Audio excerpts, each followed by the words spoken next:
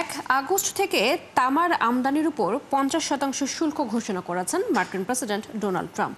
পাশাপাশি ব্রাজিল থেকে আমদানির ওপর আরও 50% শুল্ক চাপানোর সিদ্ধান্ত নিয়েছেন তিনি। বুধবার হোয়াইট হাউসে এই ঘোষণা করেছেন ট্রাম্প। এদিন ট্রাম্প বলেছেন জাতীয় নিরাপত্তার মূল্যায়নের পরেই এই সিদ্ধান্ত নিয়েছেন তিনি। এদিকে ব্রাজিলের শুল্ক আরোপের পাশাপাশি দেশটির সাবেক ডানপন্থী প্রেসিডেন্ট জেইর বলসোনারোর বিচার বন্ধেরও দাবি জানিয়েছেন তিনি। চিঠিতে ট্রাম্প বলেন, বর্তমান ব্রাজিল সরকারের ভয়ানক অবিচার সংশোধনের জন্যই এই শুল্ক জরুরি।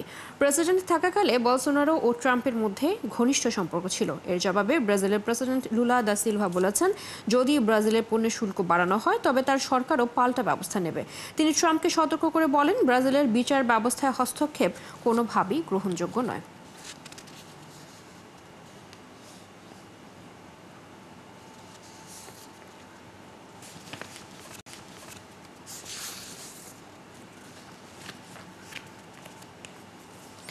যুক্তরাষ্ট্রের প্রেসিডেন্ট ডোনাল্ড ট্রাম্প আবারও ঝাঁপিয়ে পড়েছেন আন্তর্জাতিক বাণিজ্য যুদ্ধের নতুন পর্বে। আগামী 1 আগস্টের মধ্যে সমঝোতায় না পৌঁছালে বাংলাদেশ সহ 12টিরও বেশি দেশের ওপর চড়া শুল্ক কার্যকরের হুমকি দিয়েছেন তিনি। তবে বারবার প্রশ্ন উঠে আসছে, এশিয়ার দেশগুলোকে কেন ট্রাম্পের এই কঠোর শুল্ক নীতির টার্গেট করা হচ্ছে। আরও জানাচ্ছেন ঋতু সাহা। ট্রাম্পের রেসিপ্রোকাল বা পারস্পরিক শুল্ক পরিকল্পনার অংশ হিসেবে শুল্ক আরোপের এই ঘোষণা প্রথমবার আসে গত এপ্রিল মাসে। তখন 90 দিন সময় দেয়া হয় চুক্তি করতে। 9 জুলাই সেই সময়সীমা শেষ হওয়ার কথা থাকলেও এরই মধ্যে তার মেয়াদ বাড়িয়ে 1 আগস্ট পর্যন্ত করা হয়েছে। এই সপ্তাহে অন্তত 14টি দেশকে সতর্ক করা হয়েছে নতুন শুল্কের বিষয়ে। ট্রাম্প প্রশাসনের এই নীতিতে সবচেয়ে বেশি চাপ পড়ছে দক্ষিণ ও দক্ষিণ পূর্ব এশিয়ার উন্নয়নশীল দেশগুলোর উপর। এসব দেশের মধ্যে রয়েছে মিয়ানমার ও লাওসে 40%, থাইল্যান্ড ও কম্বোডিয়ায় 36%, বাংলাদেশে 35%, ইন্দোনেশিয়ায় 32% এবং দক্ষিণ আফ্রিকা, মালয়েশিয়া, কাজাখস্তান, বসনিয়া ও তিউনিসিয়ায় 30% করে।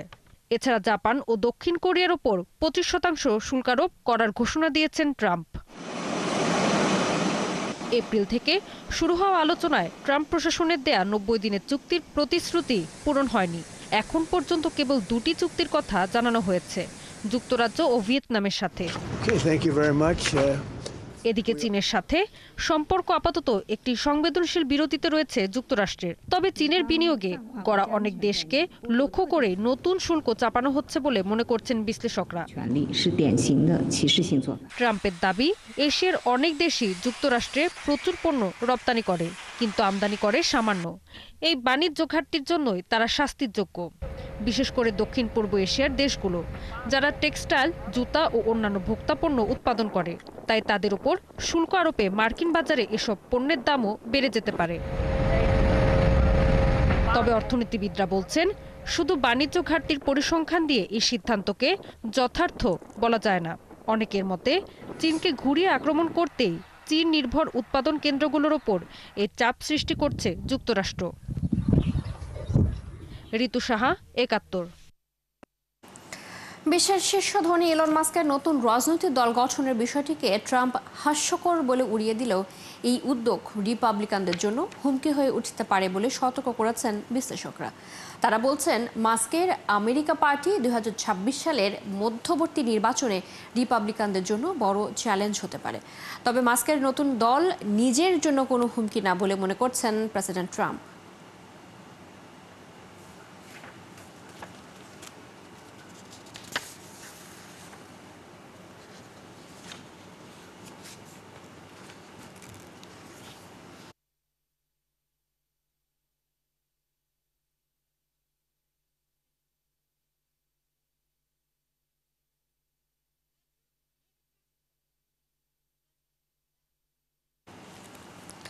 বিশ্বের শীর্ষ ধনকুবের ইলন মাস্কের মালিকানাধীন সামাজিক যোগাযোগ মাধ্যম এক্সের প্রধান নির্বাহী কর্মকর্তার পদ থেকে সরে দাঁড়ালেন লিন্ডা ইয়াকারিনো।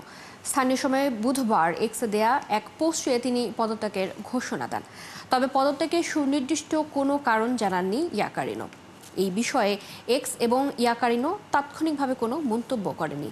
কিছুদিন ধরে যুক্তরাষ্ট্রের প্রেসিডেন্ট ডোনাল্ড ট্রাম্পের সাথে ইলন মাস্কের কথার লড়াই চলছে। এছাড়া নিজের ইলেকট্রিক গাড়ি নির্মাতা প্রতিষ্ঠান টেসলার বিক্রিও কমে যাওয়া নিয়ে যখন উদ্বেগে রয়েছে মাস্ক, সে সময় তার প্রতিষ্ঠানের প্রধান নির্বাহীর পদ ছাড়ার ঘোষণা দিলেন লিন্ডা ইয়াকারিনো 2023 সালের জুন থেকে এক্সের প্রধান নির্বাহীর দায়িত্ব পালন করে আসছিলেন।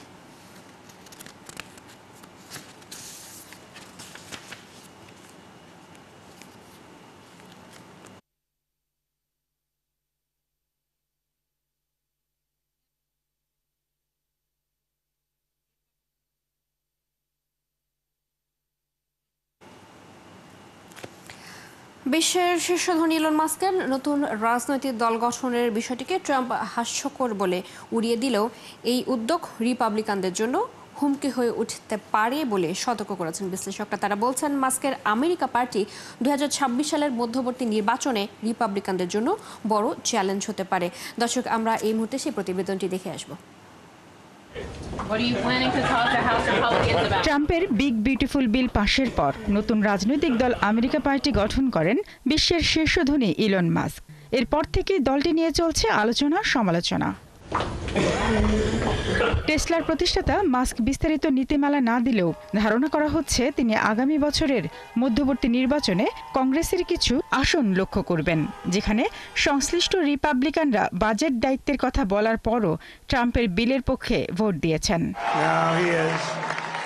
রাজনৈতিক বিশ্লেষক এবং সাবেক রিপাবলিকান প্রার্থী ম্যাট শুমেকার বলেন, ইলন মাস্কের আমেরিকা পার্টি 2026 সালের মধ্যবর্তী নির্বাচনে রিপাবলিকানদের জন্য বড় চ্যালেঞ্জ হতে পারে। কংগ্রেসে তাদের সংখ্যাগরিষ্ঠতা যেহেতু অল্প, তাই তাদের উদ্বিগ্ন হওয়া উচিত। তবে এর বিপরীত কথাও বলছেন কেউ কেউ।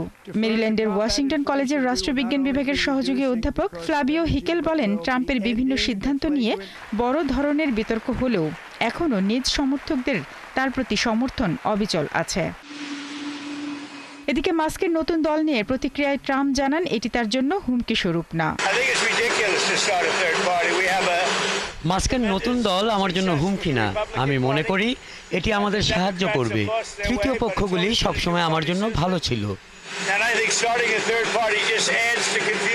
যুক্তরাষ্ট্রের রাজনীতির ইতিহাসে অনেক রিপাবলিকান ও ডেমোক্রেটিক পার্টির নেতা স্বতন্ত্র প্রার্থী হয়ে নির্বাচন করেছেন, জিতেছেনও, কিন্তু তৃতীয় কোনো দলের জয়ের ঘটনা বিরল। শারমিন স্বপ্না, ৭১। দক্ষিণ কোরিয়ার সাবেক প্রেসিডেন্ট ইয়ন সুল ইয়োলকে বৃহস্পতিবার আবারও গ্রেপ্তার করা হয়েছে। সিওলের সেন্ট্রাল ডিস্ট্রিক্ট কোর্টের একজন বিচারক ইয়নের বিরুদ্ধে গ্রেপ্তারি পরোয়ানা জারি করেন। ইয়ন বুধবার সিওলের একটি আদালতের শুনানিতে হাজির হয়েছিলেন। তারপর আদালতের সিদ্ধান্তের জন্য অপেক্ষা করার সময় তাকে একটি আটক কেন্দ্রে নিয়ে যাওয়া হয়। পরে বৃহস্পতিবার ভোরে তার বিরুদ্ধে গ্রেপ্তারি পরোয়ানা জারি করা হয়। ইয়নকে এর আগে জানুয়ারিতে প্রেসিডেন্ট থাকাকালীন সময়ে গ্রেপ্তার করা হয়েছিল, কিন্তু মার্চ মাসে তাকে মুক্তি দেওয়া হয়েছিল। ইয়ন সুক ইয়োল দক্ষিণ কোরিয়ার প্রথম ক্ষমতাসীন প্রেসিডেন্ট, যিনি সামরিক আইন জারির ঘটনায় বিদ্রোহের নেতৃত্ব দেওয়ার অভিযোগে বিচারের মুখোমুখি হচ্ছেন। ইয়ন সামরিক আইন প্রয়োগের অভিযোগে এপ্রিল মাসে প্রেসিডেন্ট পদ থেকে অপসারিত হন। চীন নেপাল সীমান্তে ভয়াবহ বন্যা ও ভূমিধসে এখনও নিখোঁজ রয়েছে অন্তত ৩১ জন। এর মধ্যে ২০ জন নেপালি এবং ১১ জন চীনা নাগরিক। দুর্ঘটনায় এরই মধ্যে প্রাণ হারিয়েছেন ৮ জন। ভারী বৃষ্টিতে বন্যা পরিস্থিতি অব্যাহত আছে ভারতের পশ্চিমবঙ্গ রাজ্য। অন্যদিকে যুক্তরাষ্ট্রের টেক্সাস ও নিউ মেক্সিকোতে বন্যায় এখনও বহু মানুষ নিখোঁজ রয়েছে। নতুন করে বন্যা দেখা দিয়েছে দেশটির রাজধানী ওয়াশিংটন ডিসিতে। এদিকে এখনও তীব্র দাবদাহ ও দাবানলে বিপর্যস্ত ইউরোপের বিভিন্ন দেশ। সৃষ্টি ঘটকের প্রতিবেদনে বিস্তারিত। নেপাল চীন সীমান্তের ভোতেকোশি নদীতে ব্যাপক বন্যায় বুধবার ভেসে যায় দেশ দুটিকে সংযোগকারী ফ্রেন্ডশিপ ব্রিজ, আর এতে মৃত্যু হয় কয়েকজনের। এই ঘটনার পর থেকেই অনেকেই রয়েছেন নিখোঁজ। তাদের উদ্ধারে তৎপরতা চালাচ্ছে জরুরি সহায়তাকারীরা। প্রতিবেশী দেশ ভারতের পশ্চিমবঙ্গ রাজ্যেও কয়েকদিন ধরে টানা বৃষ্টিপাত হচ্ছে। এতে দেখা দিয়েছে জলাবদ্ধতা।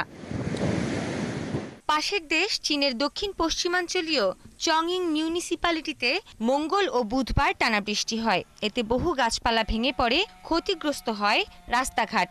এছাড়া উবেই জেলায় বছরের সবচেয়ে বেশি বৃষ্টিপাত রেকর্ড করা হয়। তবে সবচেয়ে বৈরী আবহাওয়ার সাথে লড়াই করতে হচ্ছে যুক্তরাষ্ট্রের টেক্সাস অঙ্গরাজ্যের বাসিন্দাদের। এরই মধ্যে বন্যায় নিহতের সংখ্যা শতাধিক, নিখোঁজ 1.5 শতাধিক। নিখোঁজদের সন্ধানে এখনো অভিযান চালাচ্ছে উদ্ধারকারীরা। উদ্ধার অভিযান এখনো চলছে, পাশাপাশি মরদেহ শনাক্তের কাজও শুরু হয়েছে। দুর্যোগে ব্যাপক প্রাণহানির ঘটনা খুবই দুঃখজনক। নিখোঁজদের সন্ধানে জরুরি সহায়তাকারী বিভাগের সব কর্মীরা দিনরাত চেষ্টা চালিয়ে যাচ্ছে। টেক্সাসে বন্যায় প্রাণ হারানো মানুষদের প্রতি শ্রদ্ধা জানিয়ে শোক পালন করছেন স্থানীয়রা। অর্ধনমিত রাখা হয়েছে পতাকা। বন্যায় দেখা দিয়েছে দেশটির নিউ মেক্সিকো অঙ্গরাজ্য ও রাজধানী ওয়াশিংটন ডিসিতেও। এশিয়া ও উত্তর আমেরিকায় যখন ভয়াবহ বন্যা, তখন তীব্র তাপপ্রবাহ বয়ে যাচ্ছে ইউরোপের বেশিরভাগ দেশেই। দাবানলে জ্বলছে ফ্রান্সের মার্সেইজ, স্পেনের কাতালোনিয়া ও গ্রিসের অরোপোস অঞ্চল। আগুন ছড়িয়ে পড়েছে এসব দেশের বিস্তীর্ণ এলাকায়। এছাড়া তুরস্ক ও সিরিয়ার লাতাকিয়া প্রদেশেও ছড়িয়ে পড়েছে দাবানল। বিশেষজ্ঞরা বলছেন, বৈশ্বিক জলবায়ু পরিবর্তনের কারণেই বিশ্বজুড়ে বাড়ছে প্রাকৃতিক দুর্যোগ। সৃষ্টি ঘটক, ৭১। চলমান যুদ্ধবিরতি আলোচনার অংশ হিসেবে 10 জন জিম্মি মুক্তি দিতে সম্মত হয়েছে ফিলিস্তিনের স্বাধীনতাকামী সংগঠন হামাস। এদিকে যুক্তরাষ্ট্রের প্রেসিডেন্ট ডোনাল্ড ট্রাম্প বলেছেন, এই সপ্তাহে বা পরের সপ্তাহে চুক্তি হবার একটি ভালো সম্ভাবনা রয়েছে। অন্যদিকে নেতানিয়াহু বলেছেন, ট্রাম্পের সাথে আলোচনার পর ইসরায়েল হামাসের সাথে যুদ্ধবিরতি চুক্তির কাছাকাছি পৌঁছেছে। এই আলোচনার মাঝেও নতুন করে ইসরায়েলি হামলায় আরও ৭৪ জন ফিলিস্তিনি নিহত হয়েছেন। এর মধ্যে ত্রাণ নিতে গিয়ে প্রাণ হারান ৮ জন। বিস্তারিত মনিরুজ্জামান বাবুর প্রতিবেদনে। এই সপ্তাহে দুবার হোয়াইট হাউসে প্রেসিডেন্ট ডোনাল্ড ট্রাম্পের সাথে দেখা করেছেন ইসরায়েলি প্রধানমন্ত্রী বেনিয়ামিন নেতানিয়াহু। সেখানে দুই নেতাই যুদ্ধবিরতি নিয়ে আলোচনা করেছেন। এছাড়া গত কয়েকদিন ধরে কাতার, মিশর ও যুক্তরাষ্ট্রের মধ্যস্থতায় 60 দিনের যুদ্ধবিরতি নিয়ে আলোচনা চলছে। এমন পরিস্থিতিতে হামাসের পক্ষ থেকে বুধবার জানানো হয়েছে, আলোচনায় অগ্রগতি হয় তারা 10 জন জিম্মি মুক্তি দিতে সম্মত হয়েছে। হামাসের এক জ্যেষ্ঠ কর্মকর্তা বলেছেন, দলটি সর্বশেষ যুদ্ধবিরতির প্রস্তাবে সম্মত হয়েছে। তবে হামাস জানিয়েছে, মানবিক সহায়তা, গাজা থেকে ইসরায়েলি বাহিনীর সম্পূর্ণ প্রত্যাহার এবং একটি স্থায়ী যুদ্ধবিরতির জন্য প্রকৃত নিশ্চয়তার মতো প্রধান বিষয়গুলো এখনও আলোচনাধীন রয়েছে। জিম্মি মুক্তি নিয়ে হামাসের এই ঘোষণাকে স্বাগত জানিয়েছে আন্তর্জাতিক মহল। বর্তমানে ইসরায়েলের দাবি, এখনও হামাসের জিম্মায় থাকা 50 জন ইসরায়েলি জিম্মির মুক্তি, যাদের মধ্যে 20 জন জীবিত আছেন বলে ধারণা করছেন তারা। এদিকে হোয়াইট হাউসে এক সংবাদ সম্মেলনে প্রেসিডেন্ট ডোনাল্ড ট্রাম্প বলেছেন যে গাজায় যুদ্ধবিরতির খুব ভালো সম্ভাবনা রয়েছে। আমি মনে করি এই সপ্তাহে বা পরের সপ্তাহে আমাদের একটি ভালো সম্ভাবনা রয়েছে। আমাদের মধ্যে মীমাংসা হবে, কোনো ধরনের চুক্তি হবে। আমি যুদ্ধবিরতি চাই, আমরা শান্তি চাই, আমরা জিম্মিদের ফিরিয়ে আনতে চাই এবং আমার মনে হয় আমরা এটি করার খুব কাছাকাছি। অন্যদিকে ফক্স নিউজকে দেয়া এক সাক্ষাৎকারে ইসরায়েলের প্রধানমন্ত্রী বেনিয়ামিন নেতানিয়াহু বলেছেন, ট্রাম্পের সাথে আলোচনার পর ইসরায়েল হামাসের সাথে যুদ্ধবিরতি চুক্তির কাছাকাছি পৌঁছেছে। আমরা 60 দিনের যুদ্ধবিরতি নিয়ে আলোচনা করেছি, যেখানে হামাস অর্ধেক জীবিত জিম্মি এবং অর্ধেক মৃত জিম্মিদের ইসরায়েলে ফিরিয়ে দেবে। আমার মনে হয় আমাদের এই যুদ্ধবিরতি হওয়ার একটি ভালো সম্ভাবনা রয়েছে এবং এটি আমাদের শুরু থেকেই আমার নির্ধারিত লক্ষ্যের আরও কাছে নিয়ে যাবে। আলোচনার যখন এই পরিস্থিতি, তখনও থেমেছিল না ইসরায়েলি হামলা। গাজা শহরের ঘনবসতিপূর্ণ আবাসিক এলাকা লক্ষ্য করে ক্ষেপণাস্ত্র হামলা চালিয়েছে ইসরায়েলি সেনারা। এসব হামলায় হতাহত হয়েছেন বহু ফিলিস্তিনি। এদের মধ্যে ত্রাণ নিতে গিয়ে প্রাণ হারিয়েছেন এমন ফিলিস্তিনিও রয়েছেন। মনিরুজ্জামান বাবু, ৭১।